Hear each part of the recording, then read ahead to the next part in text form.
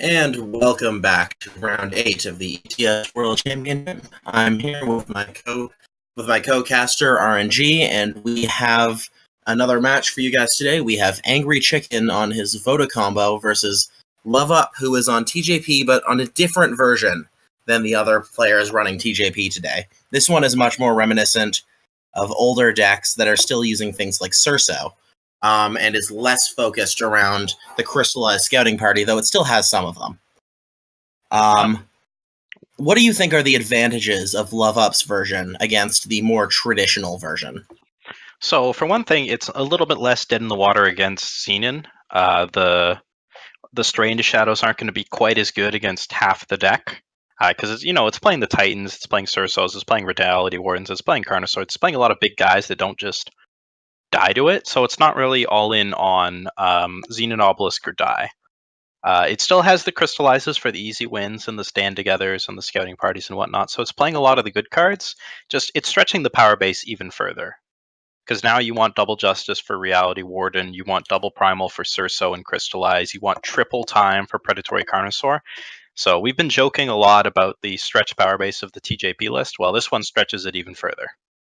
Yeah, it stretches it in a slightly different way, though, because what this list doesn't do is run the Initiate of the Sands and warp its mana base around trying to play them on turn 1. So, in that way, it's a little less restricted. But in the later game, yes, it has way, way more double influence requirements. It does have a lot of seats and banners, though, compared to the other lists. So,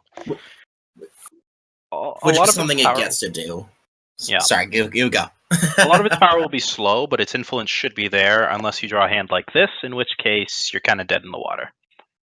Looks like LoveUp does draw a Justice Sigil immediately and sort of gets out of it, though. Or as or as we see on the Spanish theme, a Celo de Justice. Yeah. Cele de Tempo. My Spanish isn't very good, and that may be Portuguese. I'm not very good at languages. But okay, let's move away before we offend everyone. Because I assure you, however bad you are at them, I'm worse. Anyways, the one thing about this TJP variant, while it probably has much stronger top decks than the other variants, it is slower without the initiates, which is probably to its detriment in this matchup. Because if Voda combo goes off, it doesn't really matter what the TJP player has done the entire game. They've lost. Because the Voda combo will draw a million cards and probably Iron Throne their board. Yeah. So, I am somewhat worried for him in this matchup that he just won't be able to act fast enough to stop Chicken from comboing off.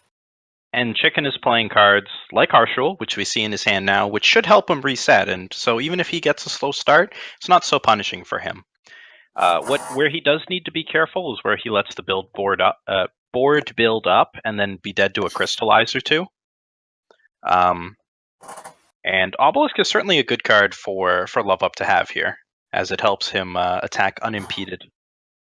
Yeah. And make his future threats bigger than those of Big Combre, and force Big Combre into playing more with its removal and less with just big bodies in the way.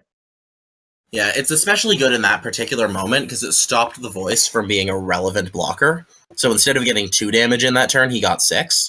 And now he's going to have that get protected. He does not, I believe, have a follow-up removal spell to throw again.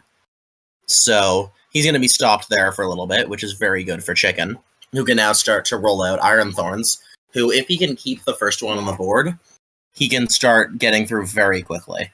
He also got a second Harsh Rule to reset. So he's going to have a ton of power. All of it's going to be depleted, though. Those are all depleted from Find the Way. So he's not going to be able to immediately curve into anything too quickly. But he's got the board, and unless LoveUp can land a Surso, he's going to be in trouble, because Permafrost does not do too much to Martial Ironthorn.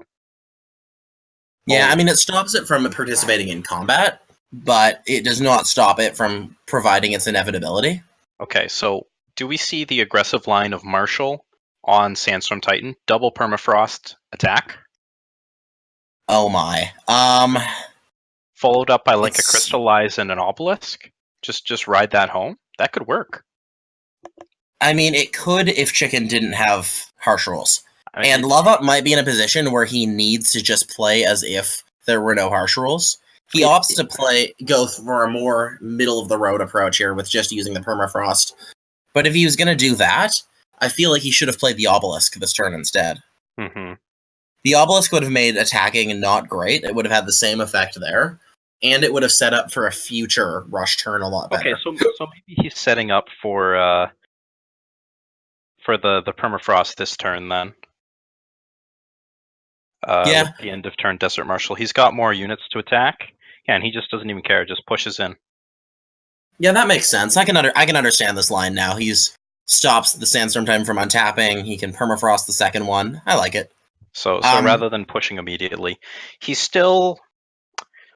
Even if Angrychicken doesn't harsh rule this particular turn, he can just slam down the... just play a Sigil, and then he'll be... No, he will not. So he doesn't have any undepleted power in his hand. No, so he cannot threaten an Iron Thorn ult next turn. So we may just see a harsh rule here. Which is unfortunate for Chicken, because he doesn't have any more gas. Mm-hmm. He's going to have a harsh rule to stop the second build-up. But beyond that, he doesn't have a ton going on. I think either me or aReNGee just cut out there for a moment. You're back? Yes. Okay, cool. We're good. Everything's fine. I think LoveUP may have played sufficiently aggressively to force Chicken into harsh ruling when he has the superior board position and doesn't want to. I'm not super sure why Chicken is holding back the second Find the Way. I don't think that helps him very much. Bradykin. Bradykin's why. Okay, yeah, that's true. He is playing a full Bradykin list. Oh, that's very good for him. He drew the undepleted power. Okay. So oops. Yeah. LoveUP didn't have a ton to follow up that turn. I think he was building up for an attack the turn after. And Chicken got away with not having to harsh rule the board, so he was able to swing in like that. He can now either Vanquish or just ult the other Iron Thorn and keep swinging. He's opting for the Vanquish. Oh wait, no, I'm being dumb. He has lethal with the Marshal. Okay, Chicken missed lethal. No one saw that. Okay. Some happen. Interesting lines on both sides. It's round 8. They're tired. Cut them some slack. And LoveUP is very dead and elects not to use a defensive crystallize, and continues. Yeah, they're just joking around now. They're just messing around with the last turn. Okay. Anyways, that's going to be game 1 for Angrychicken. It went down kind of how as it was expecting. That the TJP wasn't quite able to get in quick enough, but there was a couple interesting plays on either side, especially nearing the end there. The close of the game, the result was what we expected, but getting there was a little bit sketchy. Okay, looking at the sideboards, if I can pull up LoveUP. Okay, so LoveUp has some backlashes, which could be quite good for him. Some more protects, and I think that's about it. Like maybe you bring in another. The Vanquishes probably come in.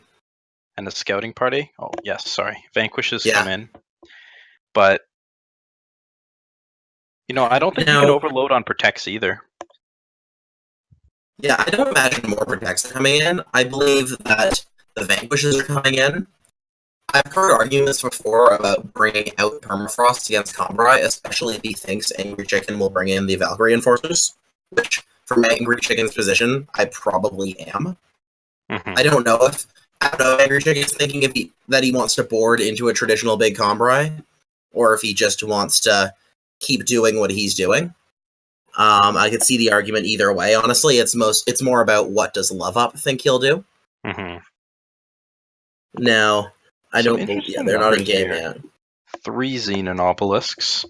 Looking at the secret sideboarding view that we have access to, I don't recognize any of these card names.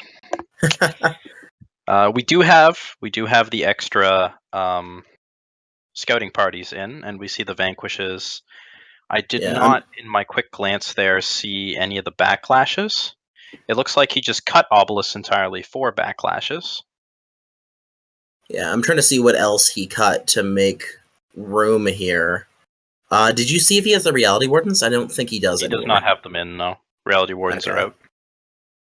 So that's where he got some, and there's only a couple of card slots he needed to fill. Mm-hmm. Keeping in the Kothons, how do you feel about Kothon in these sort of grind fests where they tax your power? They're not really that great as just the 2-drops. You know, where you're trying to be the aggressor. I feel like Kothon's not where you want to be. It's good if you can alt it, but we've seen a lot of power stumbles with these decks, so I'm not sure. It's the kind of card that I think is good enough. It's not fantastic, but it's good enough that you generally don't board it out. My experience using Kothons is in a different context. I have not in this deck, but we won't go down that rabbit hole. But no. I think it's generally the kind of card that you're very rarely cutting, because it'll always be better than the worst thing that you're intending to cut. So unless you're bringing in like your entire sideboard, I can't see it coming out. Anyways, are we getting back into game now? I think they're about to go to challenges. Yes, so we'll be going back in there. So LoveUP trimmed a bit of the fat and is just sticking with his main board plan as he fakes us out and goes back to sideboarding. But they're into game now. Okay, so we will be getting back into the match. Chicken leads 1-0. Yeah, in this match. Interesting. He brought in the decays. But LoveUP sided out the obelisks and juked around them. They do kill permafrost, though. Yeah, Drawing to not very good. Yeah, that's going to be very unfortunate for Chicken, because he's probably not going to find 2 permafrost to hit them with, and that's still not very good tempo. Mm-hmm. The life gain is okay, I guess, but it's not quite a life gain matchup. You're usually dying in huge chunks, not by inches. I mean, sometimes it is the alpha swing, and if you survive, you can swing back at them. But it's certainly not worth the tempo inefficiency of decay. I'm very surprised to see Chicken bringing them in. Even if he thought the obelisks were going to stay in, it doesn't feel like it's what his game plan should be. No, I feel like the harsh rules are a little bit better at handling big obelisk boards than decays. Yeah. But, you know, it's Chicken. I'm willing to trust him on his sideboarding. I think LoveUP outmaneuvered him here. Yeah, I can agree with that. Like, the scenarios where I'd bring in removal for obelisks are if I need to win that matchup by grinding out resources with the opponent. But that's not how Chicken needs to win. He just needs to survive long enough to do some kind of combo synergy. Okay, so we see a Marshal saving a Titan here. Yeah, which is definitely very good. I'd much rather lose the Desert Marshal than the Sandstorm Titan, and now the Sandstorm Titan can continue to attack. And boy, is Chicken ready for something to be permafrosted. Yeah. I mean, he's going to have an answer to the Titan that's coming up soon. Carnosaur should get value again before that, though. Although... Oh, I'm sorry. I thought that was the previous Carnosaur. I got tricked by the hand camera. LoveUP might just play Titan and then hold up stand together. Yeah, he's opted for the Carnosaur route. Yes, which I can understand. So that's probably going to get vanquished. Than holding up stand together. It depends on how much you are worried about your opponent. Harsh ruling and whatnot. And I guess holding up stand together if you don't want to cast it is kind of tough for a lot of the time. So now he can do it a lot easier since he's not getting beaten down. There's no burden on him to do that. Chicken not drawing power, not good for him. These decays being blanks is pretty bad. Yeah, he's in a bit of a spot here for sure. He's run out of resources. He hasn't drawn enough of the Voda combo plan to use it to refuel. And he's now likely to get stuck behind those creatures. LoveUP is probably considering throwing out one of his stand-togethers. I think I would have to, yeah. I mean, it kind of signals you have the second one, but it also allows you to have those Aegises and just make things way more awkward. I don't think it makes a huge difference. He has the mana for both, but the power for both. Yeah, board stalled a bit, but it feels like with LoveUP flooding out, Angrychicken's got the ball back in his court. Even with his decays, not really working out. This Mystic Ascendant is going to eventually draw him, and as soon as he starts drawing power, like he's either drawing power or he's drawing good late game cards that will help him once he gets power. I feel like he sided out Vodacons. like actual Vodacons. It's possible. He could have decided that he just wanted to go more low Big to the Combray ground, against defensive this, yeah. big Combray, which I can respect. So the longer this board stall continues, as you said, the much better for Chicken, because LoveUp doesn't have a great way of breaking this. Oh, the double Mystic Ascendance. If that thing, it's not going to get to survive. It will get vanquished, but Yeah. he's going to have the second one. In these kinds of scenarios, I generally don't like throwing at the blind Mystic Ascendant, personally. I feel like it's often a bit of a throw. When you have two, though, it's a little bit more defensible, since if it survives, the upside is high. If it does not, you force your opponent to deal with the first one. It didn't get value, so this is something there can be discussions about. Yeah. But what there cannot be discussions about is the fact that Angrychicken is winning on board and will be crushing on board as soon as he draws a power for Mystic Ascendant. You can block something, but I don't think you can block like that, because that kills you. No, I mean, there wasn't a block that kept him alive.